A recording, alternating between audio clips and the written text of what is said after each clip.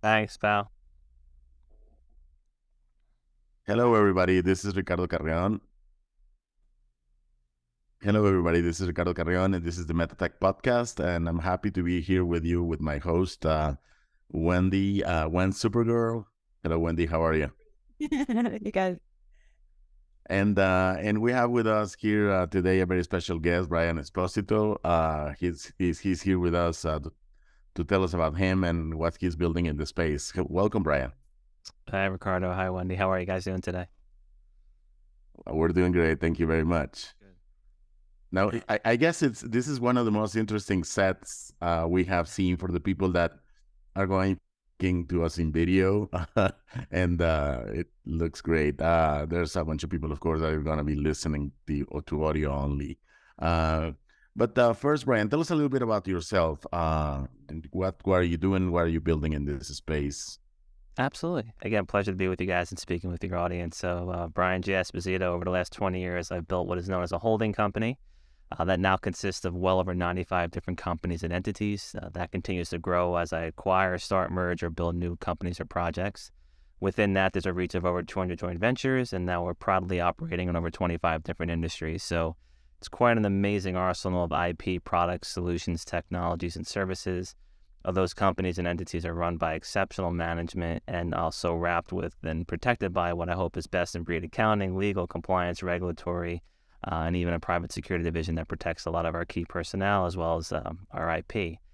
So if you look at that as an arsenal of resources over the last, it's since the inception of Web3, Metaverse, NFT, even the crypto space, I've been in it since the beginning, but not as the Bitcoin, Ethereum investor, more along the lines of how do we take blockchain technology and utilize things like crypto, NFT, and the movement into the metaverse, apply it to our own holdings and add value to either our business-to-business relationship or enterprise clients, as well as, more importantly, down to the consumer or the end user. How do we make them more connected with our brands, our services, our solutions? How do we enhance their experience? And how do we create value in this loop? When I look at things like the metaverse, it's another level of connectivity and engagement, which is amazing. But if you don't tell that story correctly, you don't connect correctly, you miss out. And if you miss out, you harm yourself with potentially harming your business in real life. And I've seen these amazing communities either go all in on something and believe in it 100%, or go completely 100% against it and ban it because they don't connect with it. They don't think it's genuine. So in our entire philosophy and all the companies that we work with is, if you're going to do this, do it right, put the right resources, the right team, the right talent behind it, go into this space with the right support that it needs, and understand that it's still in its infancy. There's going to be ups and downs and volatility. It's still trying to find its place in this world as far as connectivity and that new medium. Yeah. But it is where we're going. So adapt or die. You better be in it, but just do it very carefully and with the right support and resources behind it. Great. Wendy, do you want to go ahead? Well, I do have many questions because I see that you have so much success, and also you said about the ups and downs. And in the space, because it's so new, we don't know what is coming in the future. So we are so hyped about what is going to be the metaverse and the impact that it will have. But it also have some barriers that we have to overcome. So what challenges or barriers that you said we need to overcome this so everyone can understand and being on board into the metaverse? What will be those challenges? A huge challenge is how do you scale, as well as adapt an entire billions of people that still don't understand what crypto, Web3, or the metaverse is. So there's a huge educational insecurity gap as far as people feeling intimidated by it, not understanding it, therefore they just put a block up. So you need to gradually walk people through it and educate them and give them comfort on entering a metaverse and what that looks like depending upon that metaverse space or the experience that the brand is willing to offer.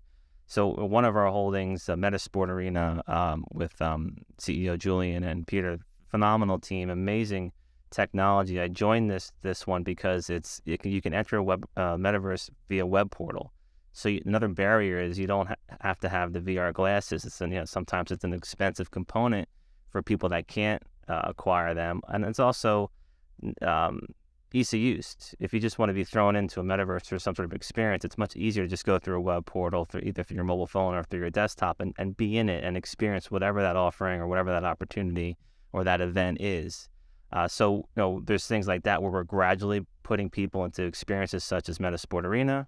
And then there's other holdings like Somnium Space, which is phenomenal what they're doing as far as real full immersive engagement with their own VR glasses that they launched at CES this year, as well as the haptics technology with Tesla Suit, where you have this complete, really almost real-life experience from feeling those vibrations and the actual touch points of whatever you're doing inside of the metaverse. So we all know there's so many different places to go when it comes to a brand or an event or some sort of celebrity and where they go.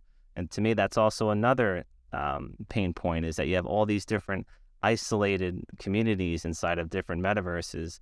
How I see true Web3 is full transparency, interoperability, and full connectivity.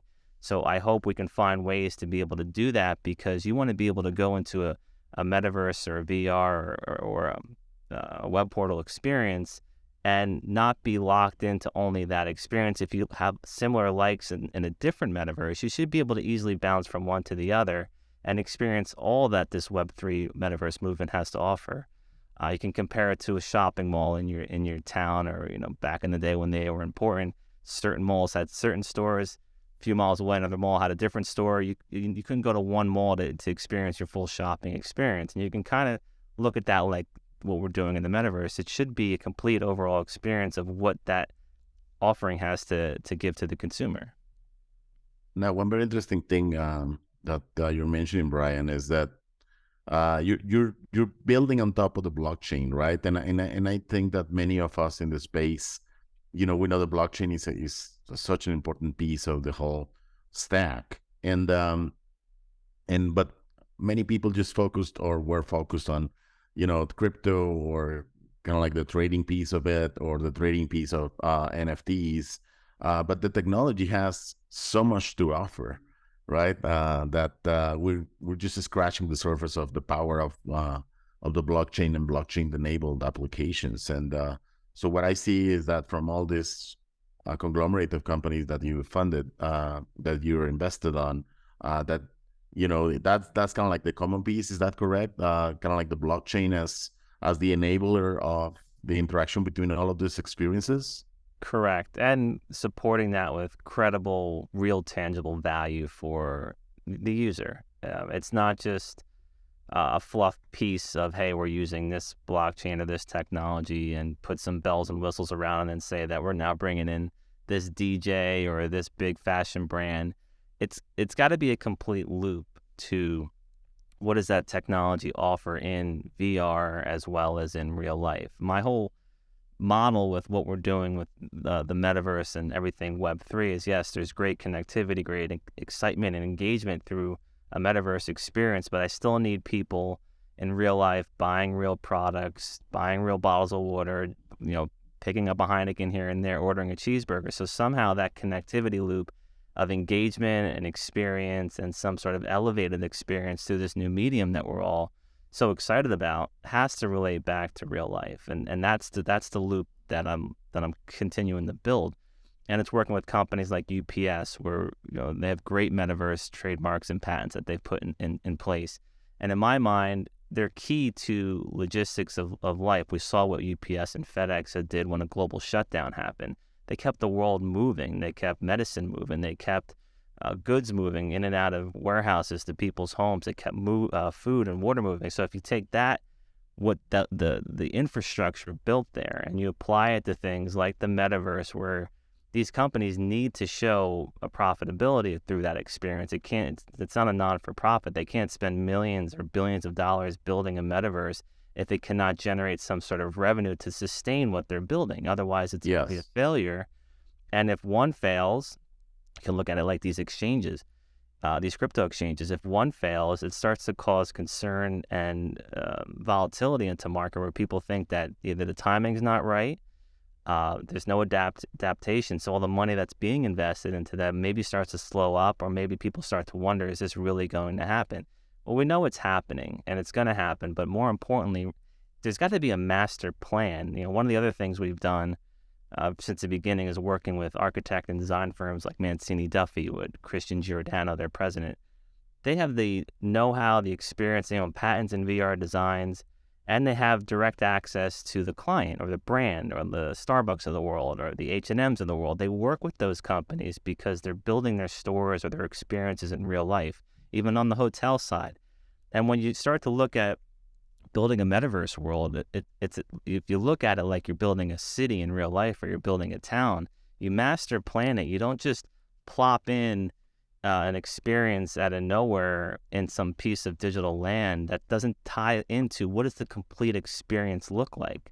These cities and towns, they're very careful about where a stadium goes, where a hospital goes, where a police station goes, where the stores and retail go, where the housing is, where the train station is. It's a giant master plan to make people be able to move around and understand and experience things, but more importantly, to make it sustainable. And taking that model, which has been since the Roman Empire, when civilization began to be created, all of this needs to make sense to support a community. The master planning is not done. I don't see it done at all in any of these metaverses as far as what does this overall experience look like when it's built out over the next 10 years. I think a lot of them are going to look back and say, shit, we didn't really plan on any of this. Doesn't make any sense. When they walk down this street, there's this happening. Then they walk down that street, there's that happening. There's no real flow. So something really important that we're doing is making sure when we build this out that there is continuity about what does the experience look like, how they're walking through it, how they're flying through it, what brands pop up, what experiences pop up, and always ensuring that there's some real tangible, real life value that loops back to that individual in their real physical life. Yeah. So what you're saying is that, having kind of like a flow for the whole environment, right? So like people going to commercial metaverses like the Sandbox or Decentraland, and they just kind of like, they don't know what to do. They kind of like get lost, and then they go to one experience. If that experience is great, that's pretty awesome. If that experience is boring, then they probably will not come back. Or it's a mess, right? And you get an experience that is as good as the actual experience that you went within the metaverse, and that's it, right?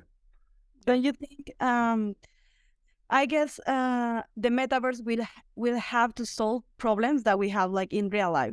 Meaning, for example, social media solve the problem of connecting with others, so it make it faster and very easy to use, right? So metaverse should have now the sense of first, like actually being there, but just at home. So I don't have the problem of going out to the supermarket, for example, to take the groceries. I'm not even in the app, like sometimes you want to see like the product. I don't know. Like in the metaverse, I could just go walk into the supermarket and see like the product and to actually choose. Because right now when I try to buy something in the app, it's even like it doesn't get at home like I want it because it's a picture.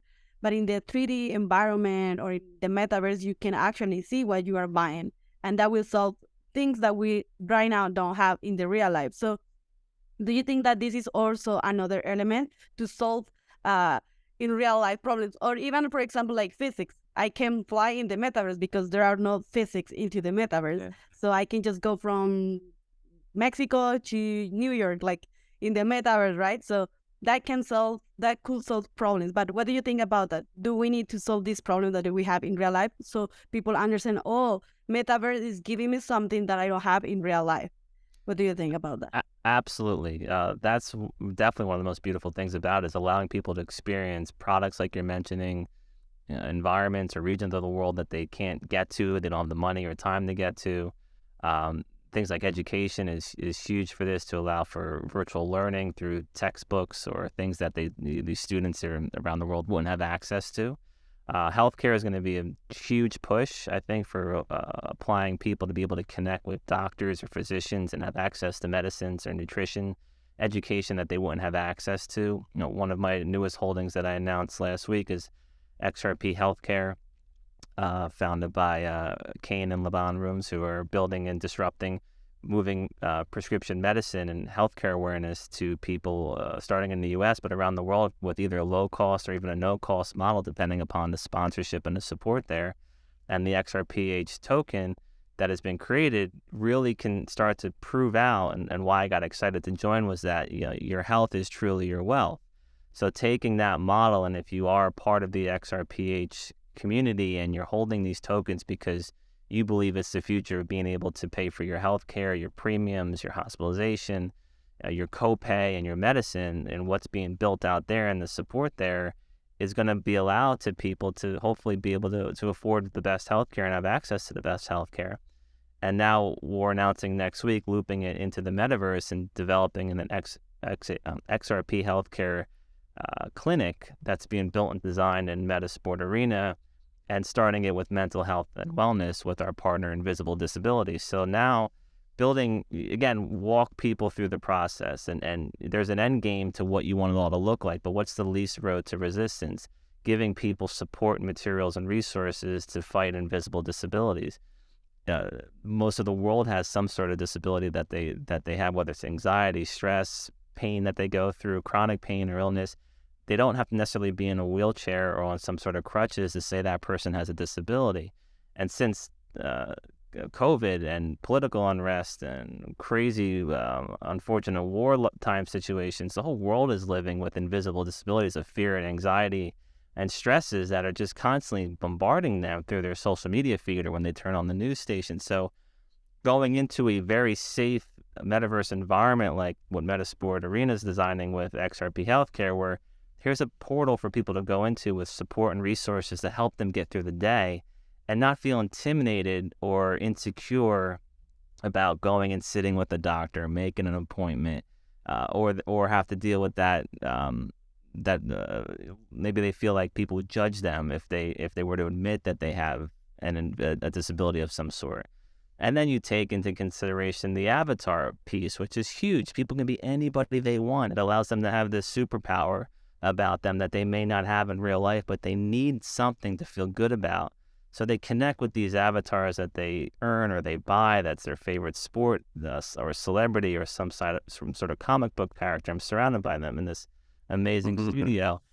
And then you start to really teach people about utilizing this space and the importance of it. It's not just to go in and watch, I don't know, Britney Spears do a concert one day in the metaverse and pay for tickets and experience that. There's so much more that's leveling up here with Web3 and the metaverse movement. That's another level of connectivity and another level of experiences and education and wonderful moments. But my fear is too also is I feel social media has definitely alienated us. It's caused wedges with people. It's made us antisocial in certain capacities. So I always think it's very important to have a balance of whatever you do in a web environment or a metaverse environment. You got to do some equal time outside of that and become well balanced and understand that there's life out there. There's great life out there. And if you can't see that great life, well, the metaverse is a wonderful place to allow you to access those places or events around the world that you wouldn't have access to.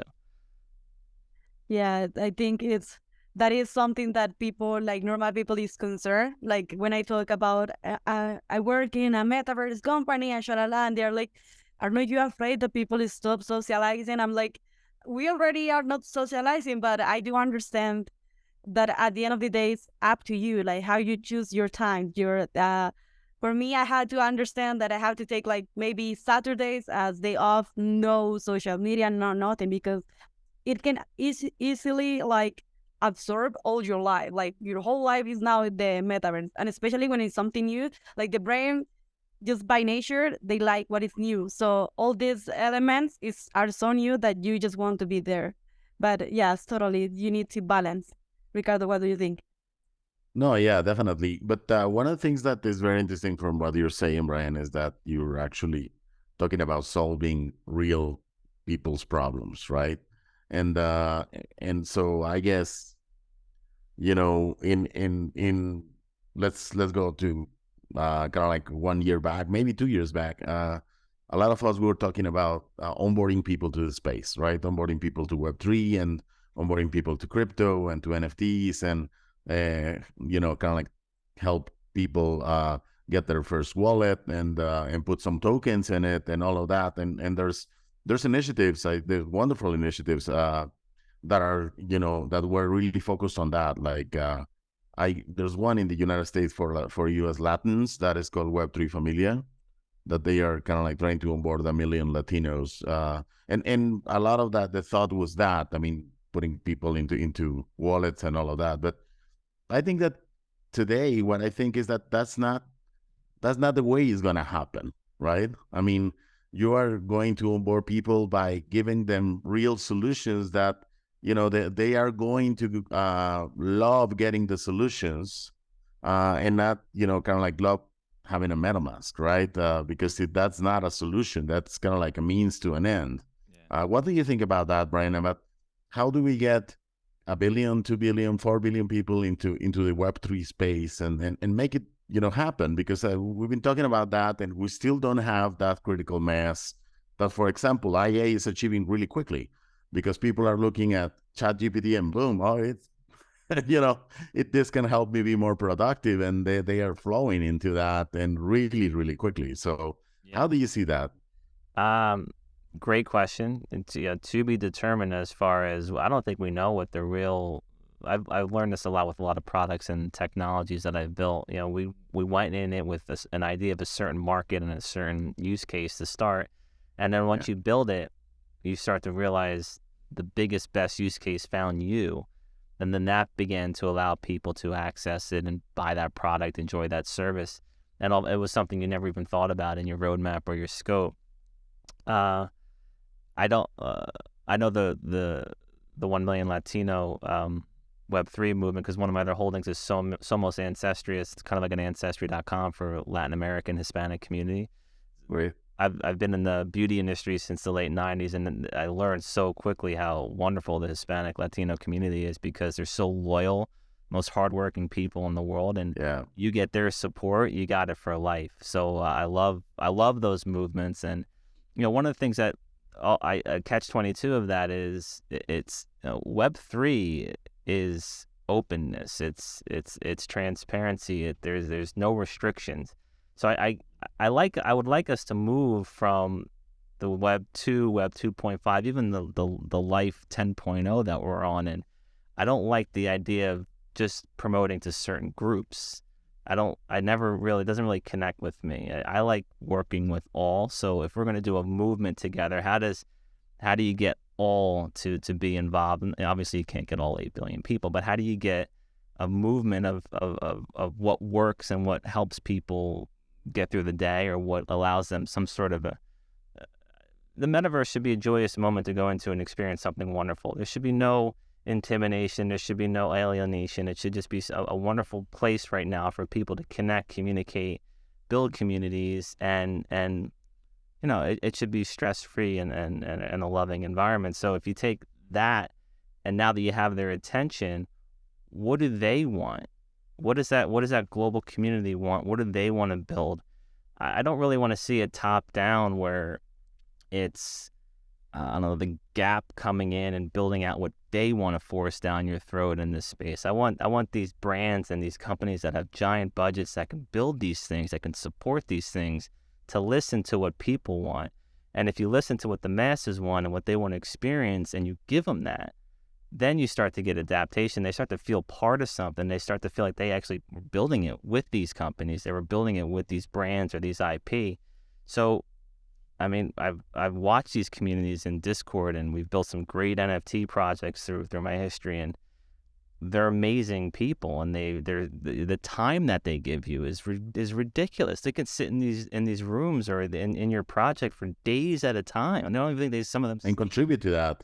Actively contributing to that. So that's power, that's energy, that's who's going to build what you're saying as far as this mass adoption. It's that energy and that mentality and that commitment is going to be what allows this to work. But again, it goes back to my master plan. There's got to be a flow that makes sense, that's not confusing, that doesn't cause friction or make people say, well, that doesn't make sense. So once you get that little hesitation and pullback, you lose them. So you gotta let people build this for what they want and what they want it to be and feel like, but you have to support them with the professionalism, the experience, the developers, the amazing web and design talent.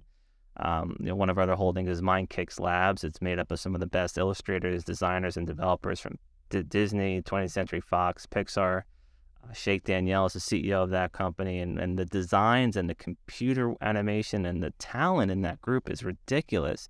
The visuals of the images they create and the experiences they create are incredible.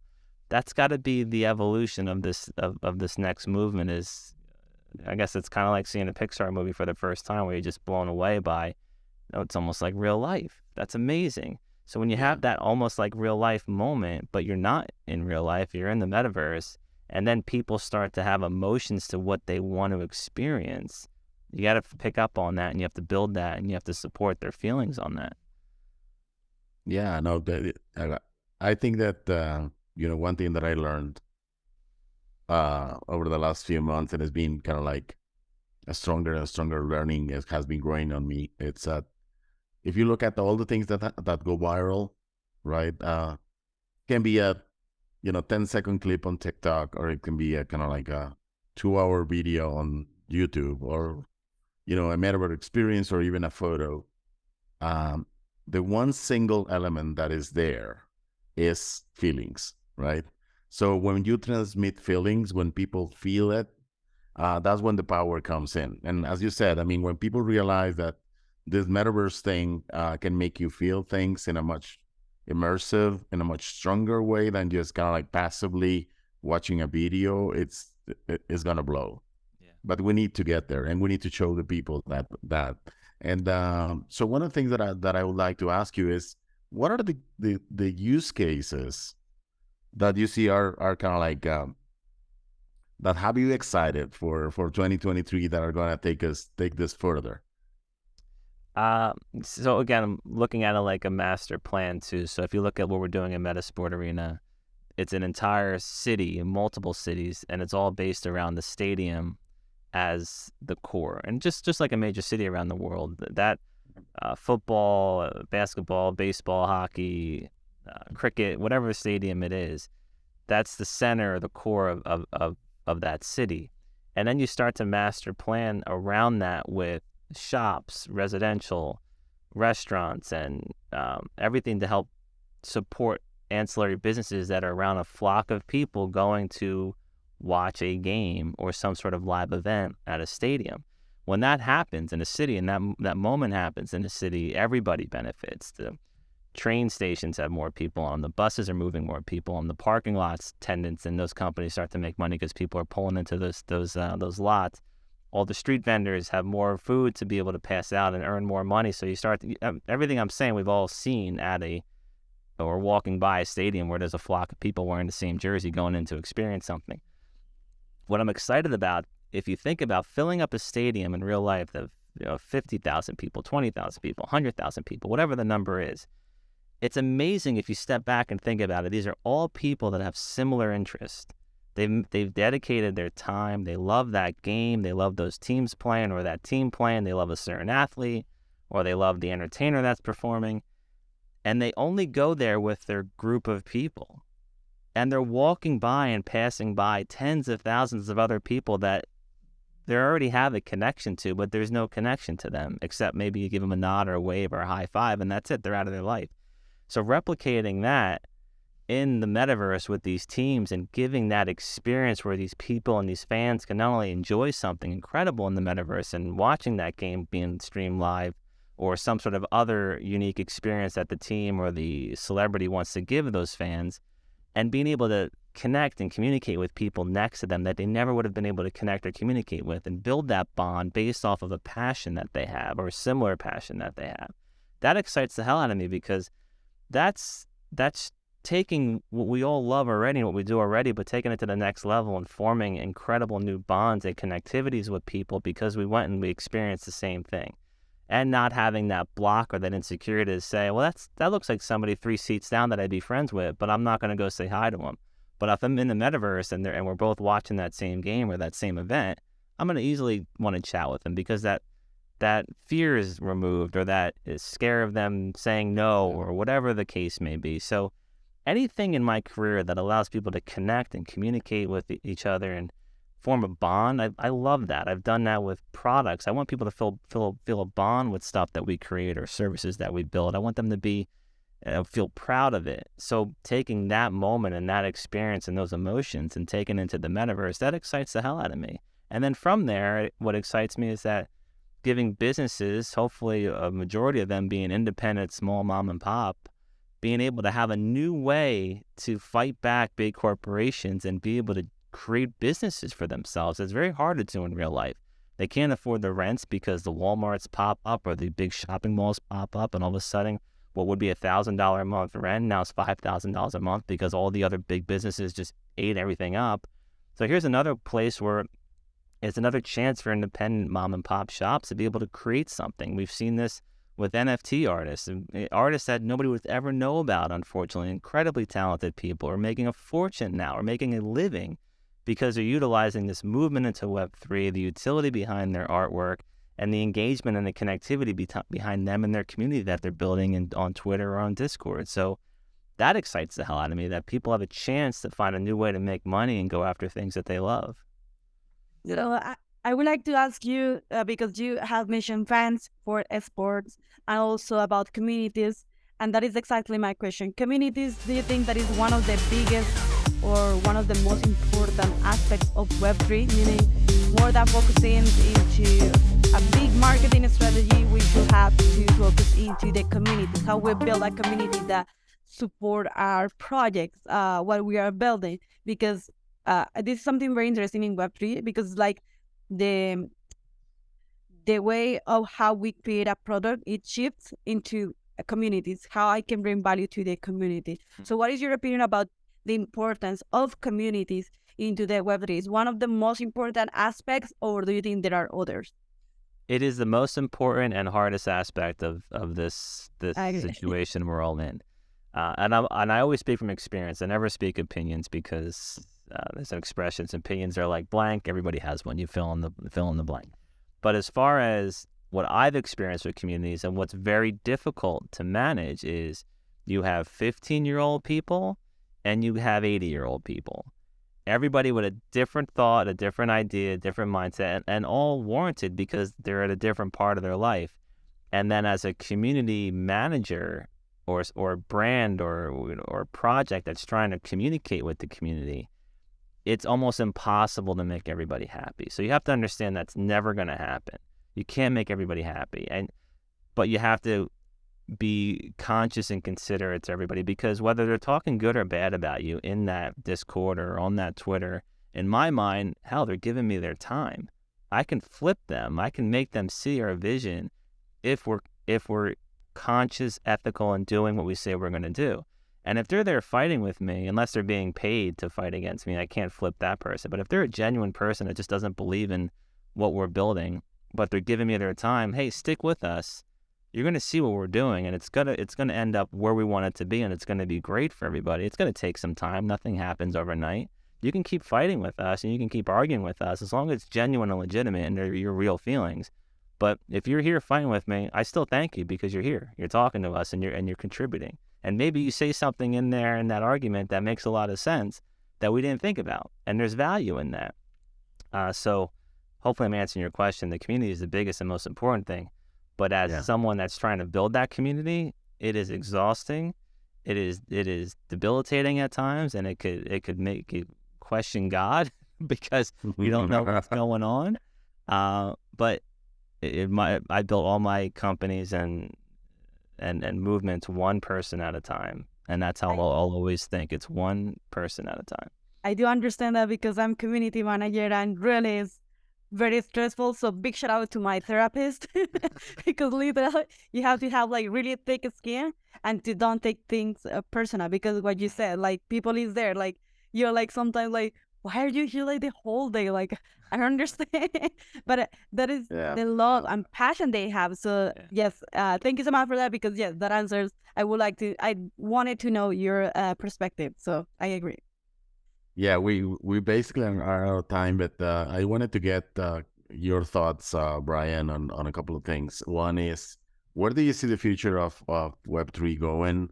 Of course, nobody has a crystal ball, but how do you see directionally that we're going over the next couple of years? And also, for somebody that's new and wants to get into the space, what would you recommend to do if somebody is just considering joining the space right now in 2023? Yeah.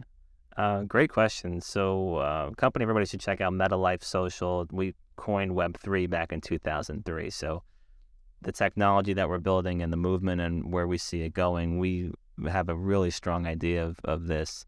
I think over 10 years ago, 12 years ago, I did an interview where I said this Web3 and what you're going to be doing with your devices or equipment is you're just going to be thrown into it. I still believe that. We're getting it. You're just going to be thrown into an environment. It's going to be just like, I also think, I've always said I think apps just disappear and you just throw it into whatever you're thinking and whatever you want to connect with. And that's going to be the fun part of thought to being thrown into it. And that's going to be where I see this going, where people, and it needs to go there so everybody can at least experience it. Very tech savvy people understand how to get a digital wallet. They understand how to participate in whatever the cryptocurrency or blockchain needed to be able to experience that metaverse and put digital assets in their wallet and be able to brag and show them off. There's still a small amount of people that know how to do that. I think the last numbers was 400 million people actually have crypto of some sort. That's on a global scale in their portfolio. There's 7-8 billion other people out there. So, but MetaLife Social is a true full Web 3.0 decentralized environment. There's no servers. It's serverless. You can't be shut off. You can't block you from content like Web 2.5 systems like TikTok or Instagram or Facebook do.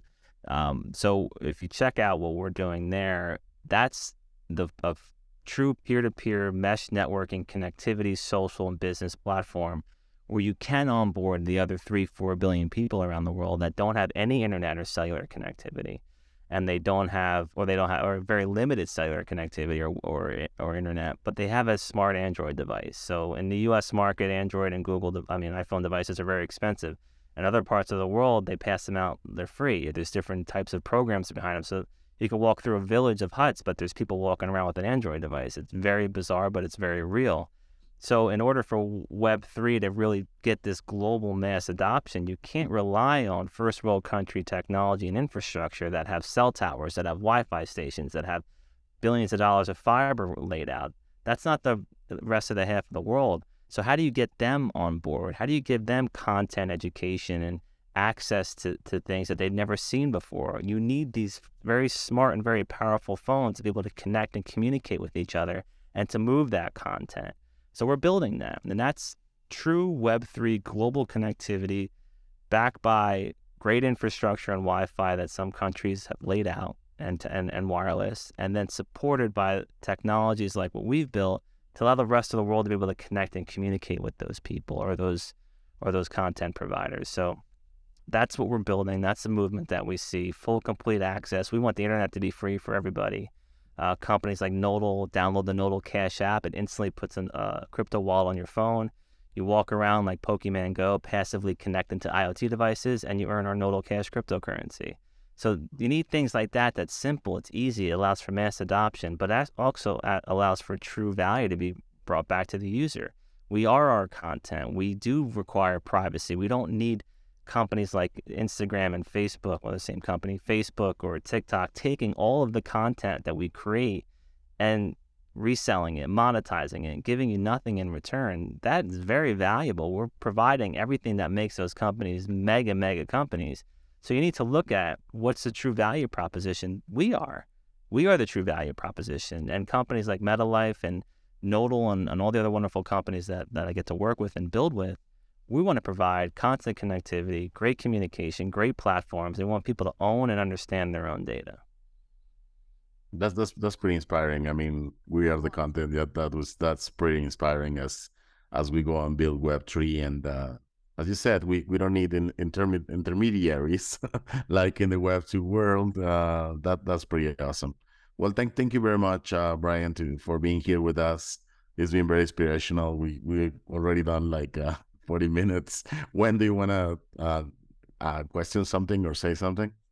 Well, I would like to keep asking, but I know that we don't have so much time. So thank you so much, because this is a really inspiring conversation and I love it very much. So thank you so much for taking the time to be with us. So thank you, Brian. Thank you guys very much. Have a great weekend.